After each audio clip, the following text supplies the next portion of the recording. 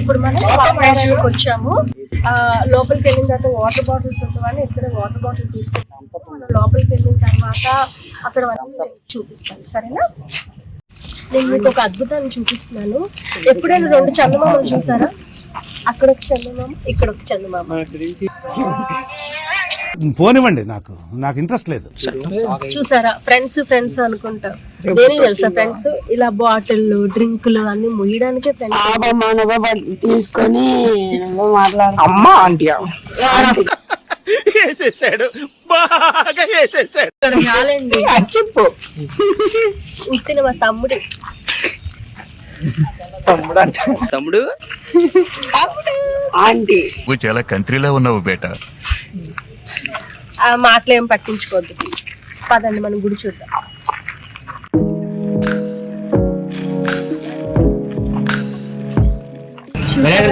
బాగుంది కదా. First entrance వినాయకుడి దగ్గరికి వెళ్దాం. జీవితము అయ్యో బాబాయ్, ఇప్పుడు వినాయకుడి దగ్గరికి వెళ్దాం. ఫస్ట్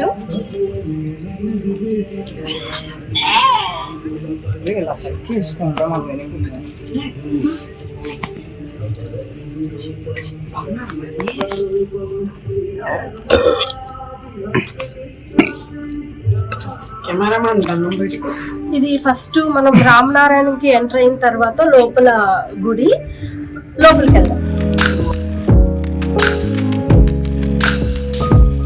ఇప్పుడే ఎంటర్ అయ్యాం, మెట్లు ఎక్కుతున్నాము. ఇప్పుడే కడిగినట్టున్నారు, చాలా నీట్గా. వర్షం పడింది, సారీ వర్షం పడిందంట, మర్చిపోయాను. ఏదైనా దేవుడి దగ్గరికి వస్తే ఎంత ప్రశాంతంగా ఉంటుంది కదా. దైవ భక్తి ఉందంటే మంచోడే. ఇప్పుడు అస్సలు పట్టుకోండి. Useless fellow, shameless fellow, hopeless fellow.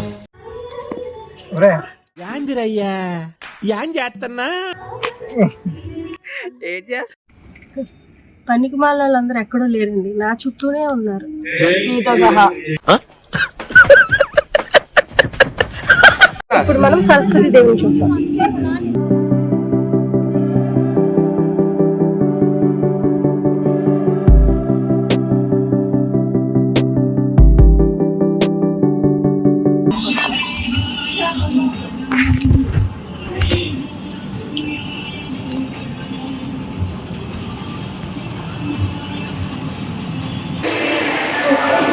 ఇక్కడ అన్ని చాలా బొమ్మలు ఉన్నాయి. అవన్నీ ఏంటి అంటే శ్రీరాముల పట్టాభిషేకం వాళ్ళు మొత్తం యొక్క చరిత్ర ఉంటాయి.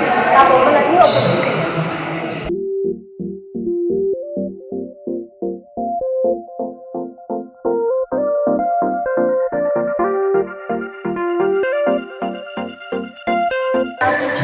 వాళ్ళ పేర్లు అనేది బట్ తెలుసుకొని వచ్చాం. మనం దేశంలోకి వచ్చాం.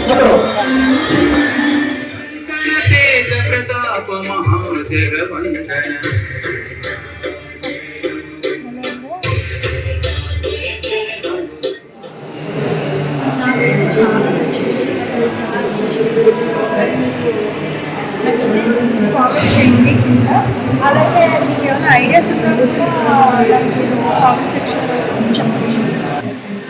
ప్రతి విషయం అలా ఉందంటే అసలు కళ్ళకి కట్టినట్టుంది. ప్రతి బొమ్మ ఒక్కొక్కటి చూస్తే నిజంగా మన కళ్ళ మీద జరుగుతున్నట్టు బాగా అనిపించింది. మీ ఫీలింగ్ ఏంటో కామెంట్ చేయండి. ప్రతి ఒక్క డీటెయిల్ కూడా చాలా బాగా చూపించారు, ఏది మిస్ అవ్వలేదు. ఇంత అందమైన కవితాన్ని స్థాపించిన వారు నారాయణ నరసింహమూర్తి గారు. ఆయన బొమ్మ కూడా వచ్చింది. ఆయన మనకు ఎన్నిసార్లు థ్యాంక్స్ చెప్పుకున్నా చాలా తక్కువ. చాలా మందికి ఇంత అద్భుతాలు చూపించారు. నిజంగా మనస్ఫూర్తిగా ఇందాక నేను మీకు చందమామను చూపించాను కదా, ఇప్పుడు ఆ చందమామ మబ్బుల్లో దాగుంది.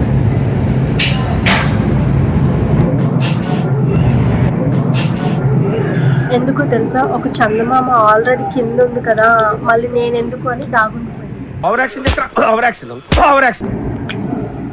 ఇప్పుడు నేను మీకు ఇంకొక బ్యూటిఫుల్ థింగ్ చూపిస్తాను చూడండి.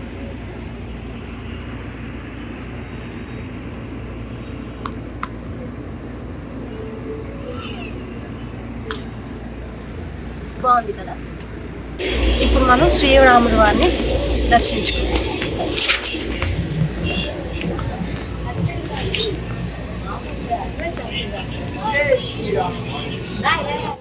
ఈ ప్లేస్ చూసారా ఎంత ప్రశాంతంగా ఉందో. ఇంత ప్రశాంతమైన ప్రదేశంలో ఎవరున్నారో తెలుసా, సాక్షాత్తు ఆ శివ పార్వతులే.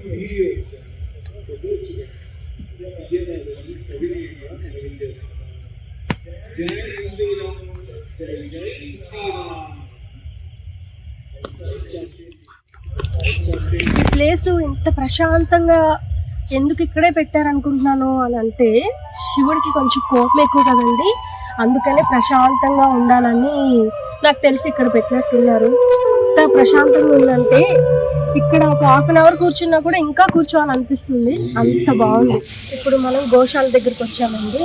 గోశాల చాలా బాగుంది, నేనైతే చూసాను కదా, ఇప్పుడు మీకు కూడా చూపిస్తాను చూడండి.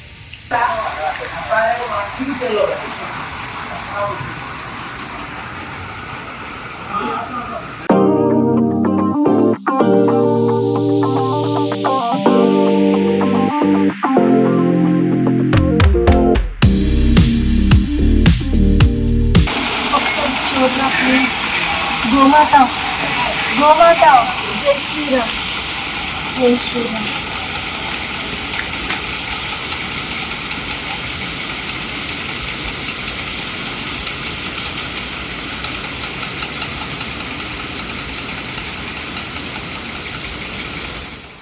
చూసారా గోశాలలో శ్రీకృష్ణుడు ఎంత అందంగా ఉన్నాడో.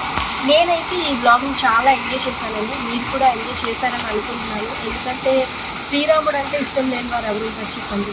అలాంటిది ఇంత అద్భుతాన్ని చూపించినందుకు ప్రతి ఒక్కరికి నచ్చుతుంది అనుకుంటున్నాను. ఈ వీడియో కనుక మీకు నచ్చినట్లయితే వెంటనే లైక్ చేయండి, సబ్స్క్రైబ్ చేసుకోండి. మీరు ఏమైనా కామెంట్స్ తెలియజేయాలనుకుంటే వెంటనే కామెంట్ సెక్షన్లో తెలియజేయండి.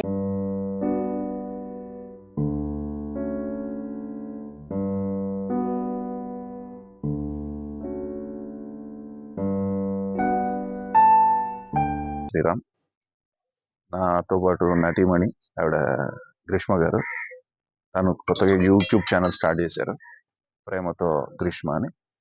ఆ ఛానల్ని మీరు అందరూ సబ్స్క్రైబ్ చేయండి, చూసిన ప్రతి దాని మీద ఒక కమెంట్ ఇవ్వండి, ప్లస్ అదేమంటారు లైక్ చేయండి. So all the best Greeshma గారు. ఇట్లాగే మీరు ఇంకో 2-3 ఛానల్స్ కూడా ఓపెన్ చేయాలని, ఒక రేంజ్లో మీరు ఎదగాలని కోరుకుంటూ జై శ్రీరామ్. వీడియో అయిపోయిందిలే, సబ్స్క్రైబ్ చేసుకో.